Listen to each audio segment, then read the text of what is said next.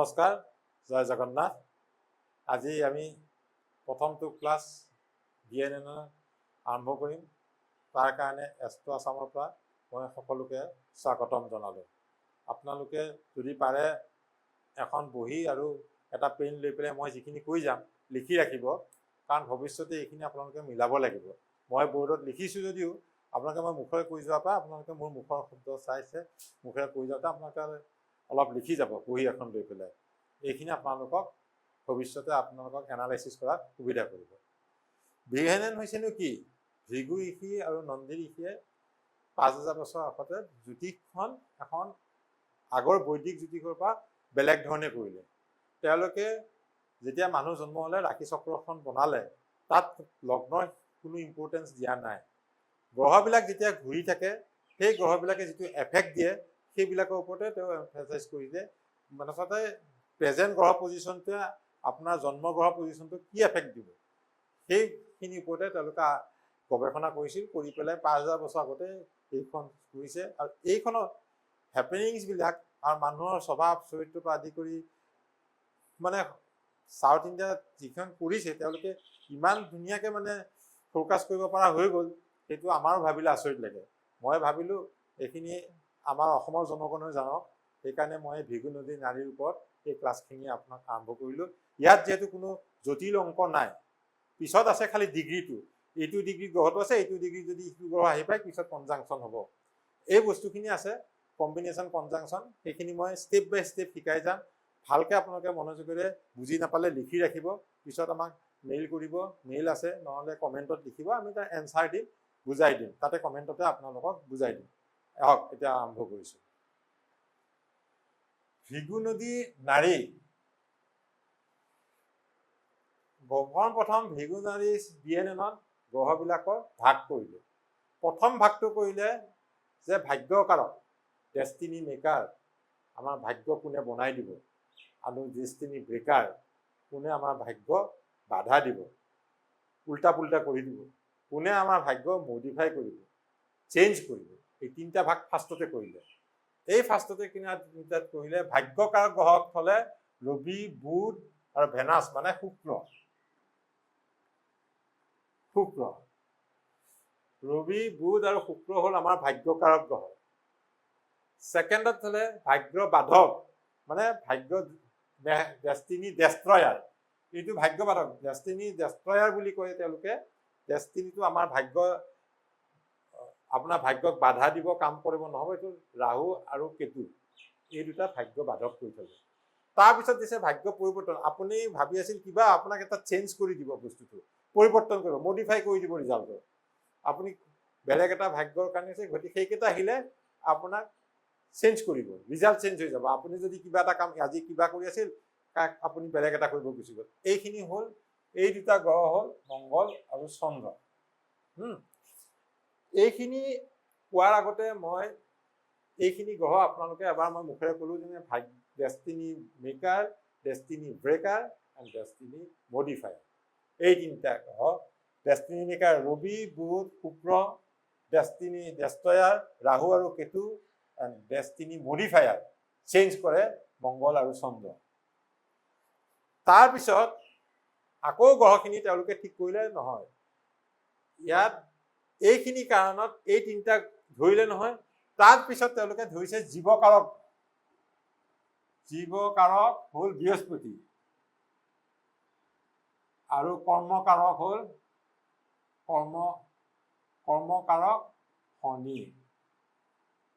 জীৱকাৰক মানে বৃহস্পতি ধৰিছে। ইয়াত লগ্ন যিহেতু নাই, ইয়াত লগ্নটো বৃহস্পতি যিটো স্থানত আছে, বৃহস্পতিটোৱে আপুনিয়ে বৃহস্পতি। বৃহস্পতি ইজ ইউ।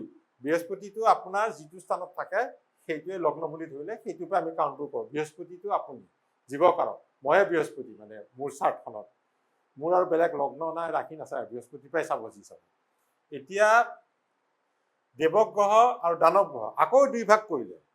এটা কৰিলে দেৱগ্ৰহ, এটা কৰিলে দানৱ গ্ৰহ। দেৱগ্ৰহৰ ভিতৰত ৰাখিলে বৃহস্পতি, ৰবি, চন্দ্ৰ, মংগল, কেতু। আৰু দানৱ গ্ৰহৰ ভিতৰত দিলে শনি, বুধ, শুক্ৰ, ৰাহু। এতিয়া শনি বুধ শুক্ৰ ৰাহু দানৱ গ্ৰহ, আৰু দেৱগ্ৰহ বৃহস্পতি দেৱী চন্দ্ৰ মংগল কেতু। দানৱ গ্ৰহ মানে কি আপোনালোকে বুজিছেনে? এইটো হ'ল সম্পদ কাৰক।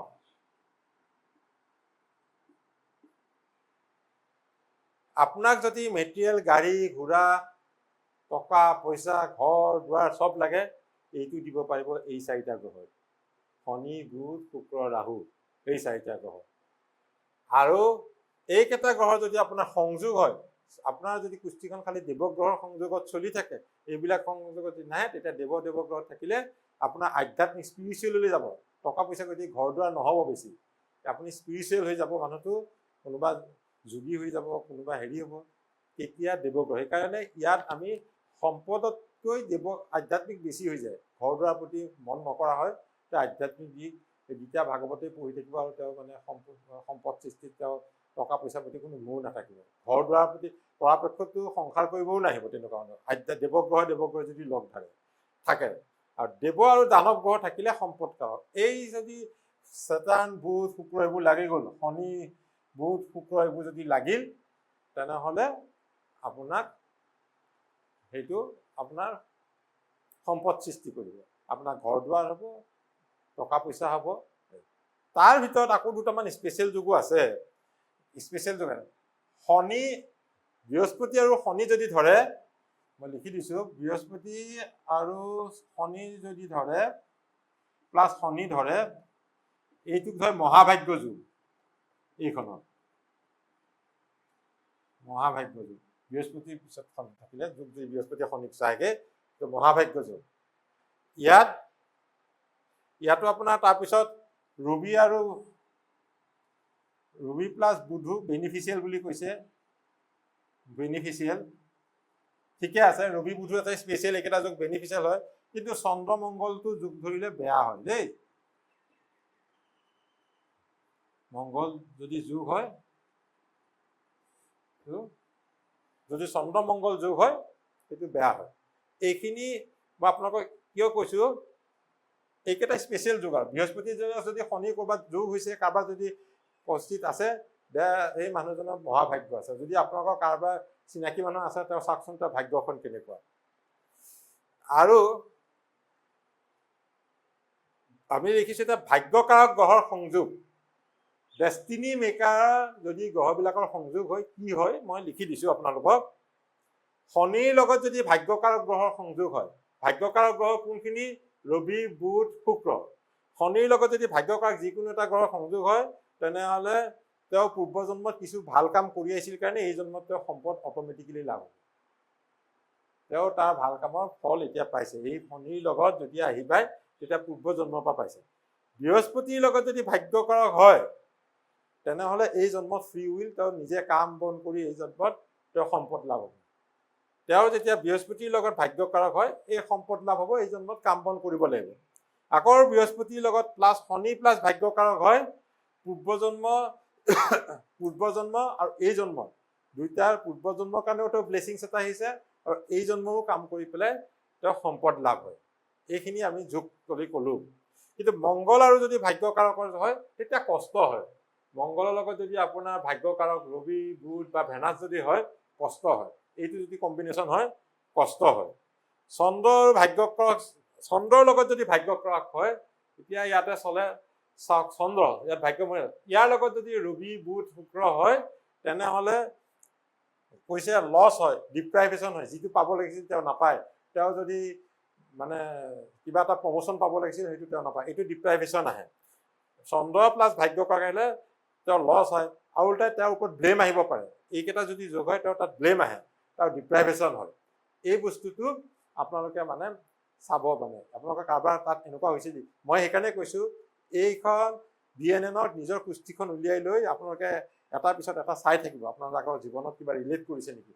যেতিয়া ৰিলেট কৰিব, তেতিয়াহে আপুনি কুষ্টি বুজিব, এজন ভাল এষ্ট্ৰলজাৰ হৈ যাব। নিজকে চাব, এক্সপিৰিয়েঞ্চ কৰি, বেলেগক চাব যাব নালাগে। নিজৰখনেই চাব, নিজৰ ল'ৰা ছোৱালী চাব, নিজৰ মা দেউতা চাব, মিলিছে নে নাই মই যি কৈ আছো। ৰাহু প্লাছ ভাগ্যকাৰক, এতিয়া ৰাহু প্লাছ ভাগ্যকাৰক কৰিলে মায়া। ৰাহু প্লাছ ভাগ্যকাৰক যেতিয়া ক'ব, এটা মায়া। আৰু এই ধৰণৰ মানুহে আনএথিকেল ৱেজত পইচা সম্পদ লাভ কৰিব যায়। কোনোবা যদি ড্ৰাগছ বেপাৰী আছে, কোনোবা যদি মদৰ বিক্ৰেতা আছে, কোনোবা যদি বেলেগ 2 নম্বৰী কাম কৰি আছে, ল'ৰাই হওক ছোৱালীয়ে হওক, যদি 2 নম্বৰী কাম কৰি পইচা অৰ্জন কৰিছে, তেনেহ'লে ৰাহু প্লাছ ভাগ্যকাৰক আছে। এই ৰাহু প্লাছ ভাগ্যকাৰক গ্ৰহ যেতিয়া লগ লাগিব, সিহঁতে মানে কষ্ট কৰি পইচা ঘটাতকৈ কেনেকে বিনা কষ্টে 2 নম্বৰী ধান্দা কৰি পইচা ঘটো, সেইটোৰ ধান্দা থাকিব। ৰাহুৱে সেইখিনি জ্ঞান দিব তাহাঁতক। এই বস্তুটো আপোনালোকে চাব, নিজে চাব, কাৰ পৰা হৈছে নেকি চাব, কাৰ কেনেকুৱা আছে।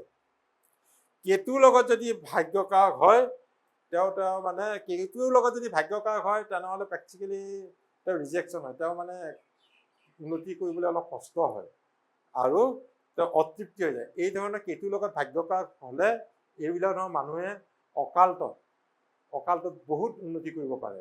অকাল্টত যদি তেওঁ কৰে, প্ৰবচন কৰে, আধ্যাত্মিক দিশত যদি কৰে, তেতিয়া গুৰু চুৰ হৈ যায়। এইবিলাক মানুহে বহুত ডাঙৰ মানুহ হৈ যাব পাৰে। এইবিলাক মানুহৰ মানে বেলেগ ধৰণৰ এটা কেপাচিটি থাকে। যেতিয়া কেতুৰ লগত ভাগ্যকাৰক হয়, তেতিয়া অকাল্টত গ'লে তেওঁ বিভিন্ন ভাগ্যদয় সেইটো অকাল্টতে হ'বগৈ। তেওঁ প্ৰবচন কৰিয়ে ভগৱানৰ প্ৰবচন কৰে, তেওঁ ভাগ্য দিব। কিন্তু ইয়াত যদি থাকে, তেওঁ ছেটিছফাই নহয়। এইখিনি মই আপোনালোকক ফাৰ্ষ্ট বিগিনিঙত ক'লোঁ। এতিয়া মই আপোনাক ডাইৰেকশ্যন দিম। এতিয়া আপোনালোকে আকৌ লিখি ল'ব। মই এইখিনি মুচি দিলোঁ, মুখেৰে কোৱাখিনি আপোনালোকে এবাৰ নোট কৰি ৰাখি থ'ব। জাষ্ট আপোনালোকক সেইখিনি দিলোঁ। মই এইখিনি মুচি দিম এতিয়া, আপোনালোকে চাই থাকিব। এইখন মুচি এতিয়া আপোনালোকে দেখিছে, মই এখন চাৰ্ট বনাইছোঁ। 4, 8, 12 উত্তৰ জলৰাশি, 3, 7, 11 পশ্চিম বায়ু, 2, 6, 10 দক্ষিণ পৃথিৱী ৰাশি, 1, 5, 9 পূৰ্ব দিশ। ইয়াতে BNNত এটা কৰে কি, BNNত এই ৰাশিকেইটাত থকা গ্ৰহখিনি একলগ বুলি ধৰে। এইকেইটা ৰাশিত থকা গ্ৰহখিনি একেটা হাউচত থকা বুলি ধৰিব। এই একেটা ৰাশিত এইকেইটানো কি বুজাইছে? এইকেইটা আপোনাৰ ৰাশি বুজাইছে। 1 নম্বৰ, 2 নম্বৰ, 3 নম্বৰ, 4, 5, 6, 7, 8, 9, 10, 11, 12 এইকেইটা ৰাশি দেখিলে নহয়।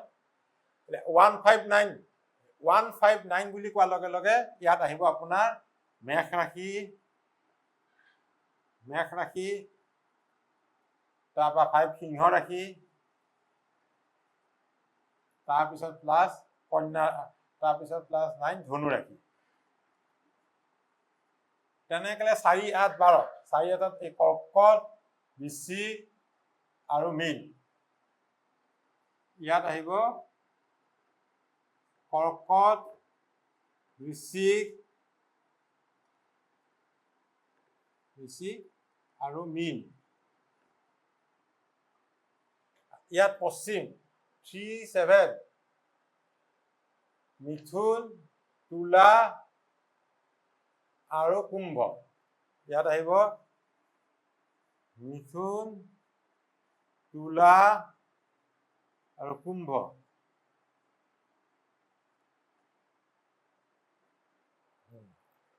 আকৌ এইটোত আহিব 2, 6, 10 বৃষ, কন্যা আৰু মকৰ।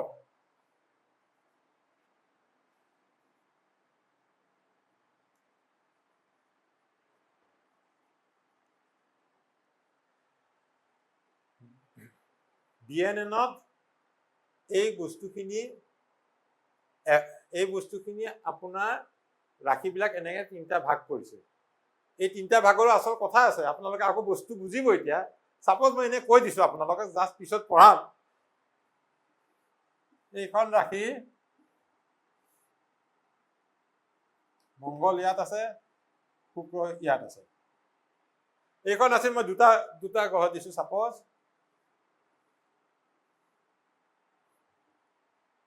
মংগল আৰু শুক্ৰ ধৰিছো। প্ৰথমতে যদি এইখনৰ যদি আমি ল'ৰাৰ যদি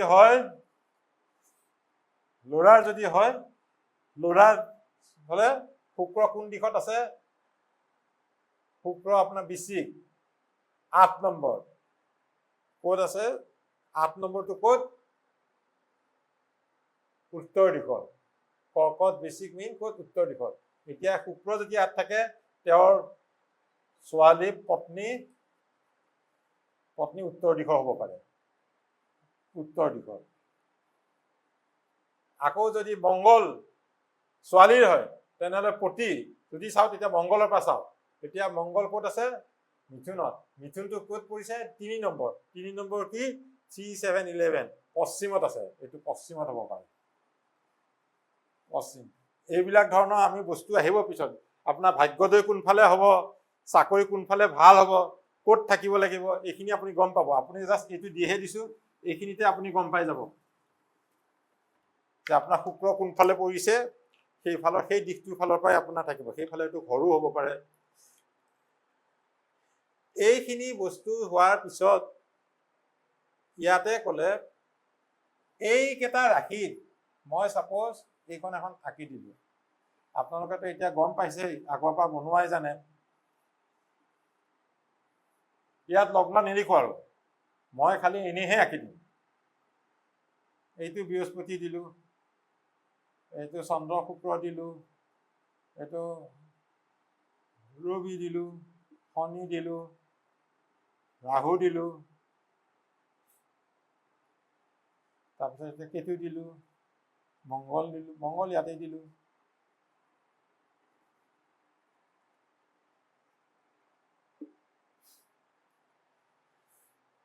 এইখন যদি কুষ্ঠি আমি যদি চাওঁ, 1 নম্বৰ, 5 নম্বৰ আৰু 8, 9 নম্বৰত কি কি গ্ৰহ আছে, তেনেহ'লে ইয়াতে চাই লওঁ। 1, 2, 3, 4, 5, 6, 1, 2, 3, 4, 5, 6, 7, 8, 9, 10, 11, 12। 1 নম্বৰ, 9 নম্বৰ, 5 নম্বৰ আৰু 9 নম্বৰ 1, 5, 9ত যিকেইটা গ্ৰহ আছে, চন্দ্ৰ শুক্ৰ বৃহস্পতি একেটা কম্বিনেশ্যন হৈ যাব। এতিয়া এটাই মই দেখাইছো আপোনাক, চন্দ্ৰ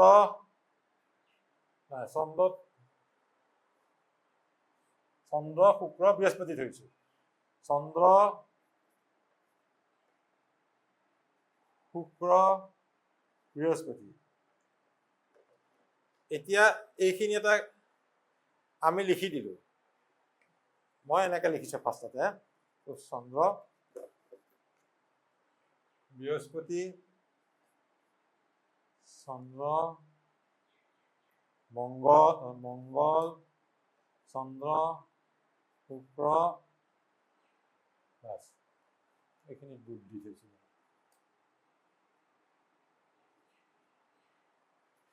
আমি ক'লো বৃহস্পতি, মংগল, চন্দ্ৰ, শুক্ৰ, এই তিনিটা এটা কম্বিনেশ্যনত আহিব।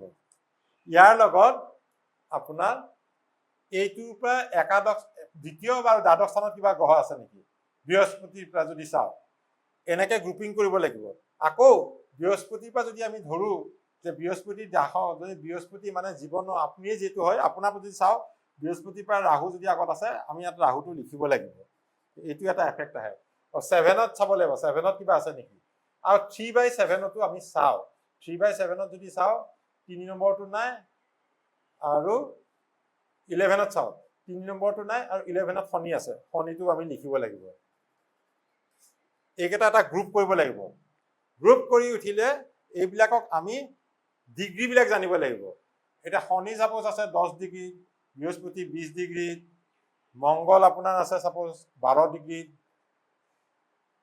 চন্দ্ৰ আছে ছাপোজ 5 ডিগ্ৰীত, শুক্ৰ আছে যেনিবা 12 ডিগ্ৰীত, 13 ডিগ্ৰীত, এনেকে। এই যে ডিগ্ৰী কেইটা আছে, ইয়াতে আমি বৃহস্পতি আপুনি 20 ডিগ্ৰীত ধৰি থলো। বৃহস্পতি আপুনি ধৰি থলো 9 ডিগ্ৰী। 9 ডিগ্ৰী ধৰিলো, এইবিলাক ডিগ্ৰী দেই। বৃহস্পতি আমি লিখিলো 9 ডিগ্ৰী, আৰু মংগল দেখিলো 12, চন্দ্ৰ দেখিলো 5 ডিগ্ৰী, শুক্ৰ দেখিলো 13 ডিগ্ৰী, ৰাহু দেখিলো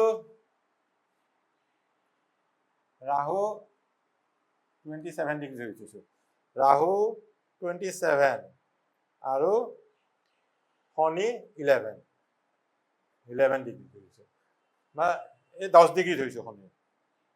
এতিয়া আপুনি ইয়াত আটাইতকৈ সৰু আৰু ডাঙৰ পৰা উলিয়াব লাগিব। আটাইতকৈ সৰুটো ক'ত?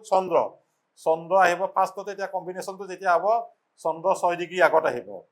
তাৰপিছত আপুনি চাব শনি কিমান ডিগ্ৰী ধৰিছোঁ, শনিৰ 10 ডিগ্ৰী। তাৰপিছত আহিব শনি, তাৰপিছত আহিব আপোনাৰ শনি নাহিব, তাৰ আগত পিছত আহিব বৃহস্পতি, তাৰপিছত আহিব শনি, তাৰপিছত আহিব মংগল। মংগল আছে আপোনাৰ 12 ডিগ্ৰী, 12 ডিগ্ৰীত মংগল আছে। তাৰপিছত আহিব